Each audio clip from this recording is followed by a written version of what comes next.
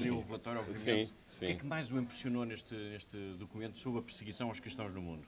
Bem, eu julgo que aquilo que é importante é perceber que o ataque que se faz aos cristãos também é um ataque que se faz aos valores universais, porque de facto há várias religiões, nós respeitamos isso, devemos defender a liberdade religiosa, mas na verdade aqui o cristianismo, como é a religião que tem a maior, digamos, expansão em todo o mundo, é aquela que é mais capilar.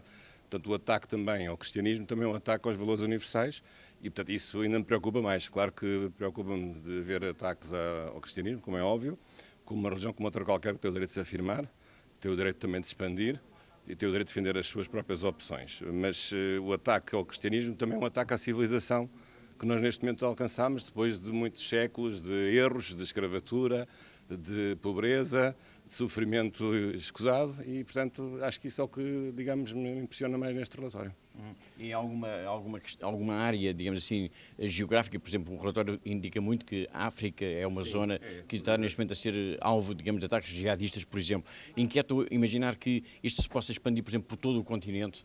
Sim, a África neste momento é um palco de vários conflitos, de várias naturezas, não só conflitos religiosos, mas também conflitos de natureza militar e conflitos políticos. Aliás, as últimas notícias são muito preocupantes porque tem havido uma série de sucessão de golpes de Estado na zona da África Ocidental, que também estão associados a golpes na política e também na natureza religiosa, portanto, de uma certa islamização forçada de certas áreas, que eram áreas, aliás, tradicionalmente cristãs, católicas e não católicas.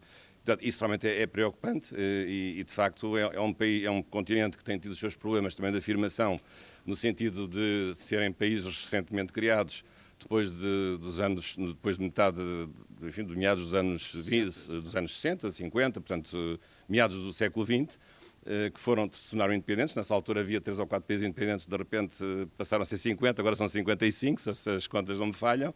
E, portanto, isso é preocupante. E ainda há outra coisa a acrescentar a isso.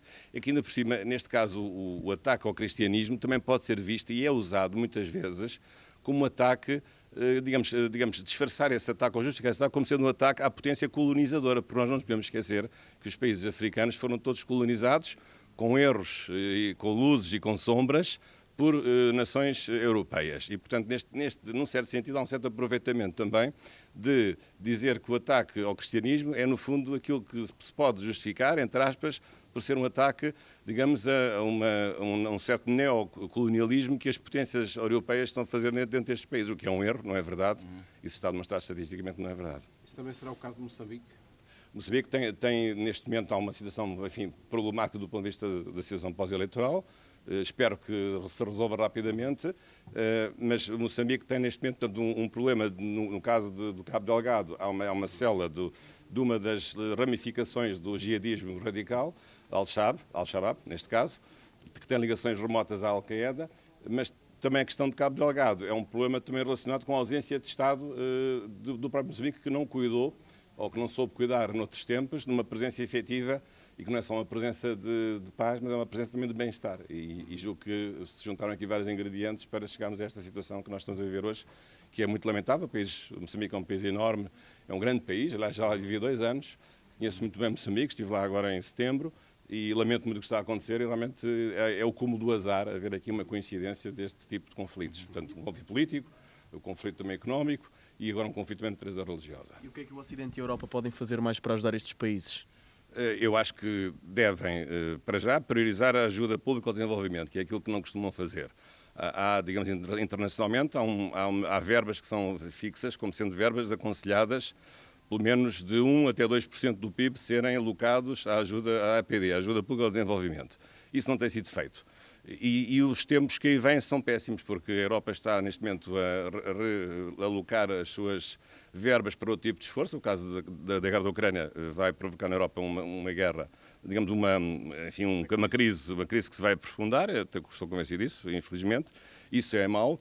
Por outro lado, a própria Europa, do ponto de vista dos seus valores, também não está de boa saúde, porque nós, para incutirmos os valores nos outros, também temos que ter o exemplo de nossa casa. E até vou falar sobre isso, é que na Europa, neste momento, há pelo menos 2 situações preocupantes. Uma delas é uma legislação que no Reino Unido proíbe as pessoas de rezar em silêncio junto às clínicas de aborto. E isso acabou por não ficar uma pena, é apenas uma coima, mas o novo governo, soube isso há poucos dias, o novo governo trabalhista, quer mesmo criminalizar, digamos, o rezar em silêncio junto a clínicas de aborto, como se pudesse, incriminar o pensamento ou a oração, que é uma coisa realmente extraordinária. Isso por um lado. Por outro lado, há aquele exemplo também da Finlândia, de uma citação bíblica ter sido considerada por parte do Ministério Público como um ato de ódio entre pessoas de sexo diferente ou de orientação sexual diferente e, portanto, também houve esse processo, acho que é referido no relatório, no caso da Finlândia.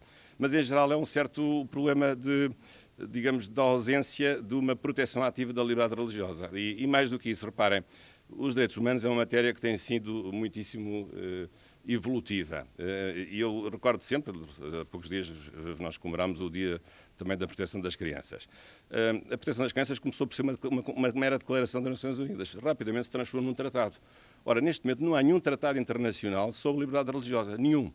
O que há são declarações que nós conhecemos, a Declaração Universal, os pactos, a Convenção Europeia, a Carta de Direitos Humanos da União Europeia, mas não há nenhum tratado específico ao nível universal para a proteção da liberdade religiosa. Mas, entretanto, não havia nos direitos das crianças, passou a haver.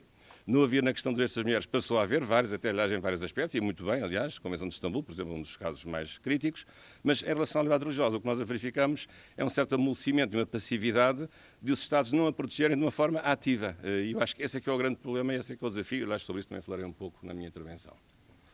Está bom, Filipe? Bem. Bem, obrigado. Em muitos destes países, hoje vamos ouvir falar especificamente de Burkina Faso, a Rússia tem entrado como um agente aqui para tentar ganhar muita influência e, sob a desculpa de combater o terrorismo. Isso é algo também que nos deve preocupar no Ocidente? Sim, porque neste momento o que está na moda na política internacional é um sincretismo, não, neste caso não religioso, mas um sincretismo também de estratégias que são ao mesmo tempo políticas e económicas e de domínio. E, portanto, como é evidente, a Rússia está a realinhar-se no panorama geopolítico internacional e, de facto, os países africanos com as suas debilidades são presas fáceis de novos tipos de domínio e, portanto, neste caso, uma via muito à mão é aproveitar a religião para exercer um domínio sobre um território e sobre uma nação. E acho que é preciso estar atento. Muitas vezes ONGs que aparecem não são de confiança, são ONGs que se camuflam de entidades respeitáveis, mas que na prática são longa-manos, muitas vezes, de Estados autoritários e que levam à prática uma estratégia de domínio desses mesmos territórios. Esse é outro problema, não é um problema de agora, já está registado que muitas agências dos serviços de informações de vários países se utilizam das ONGs nesses países para poderem lá ter uma presença vigilante sobre aquilo que lá se faz e sobre a procura de novos recursos e domínio desses territórios, mas vamos esperar que, pelo menos, a religião seja preservada do ponto de vista de haver inteira liberdade religiosa por parte destes povos e destas nações. É isso que interessa, julgo eu. Obrigado. Obrigado.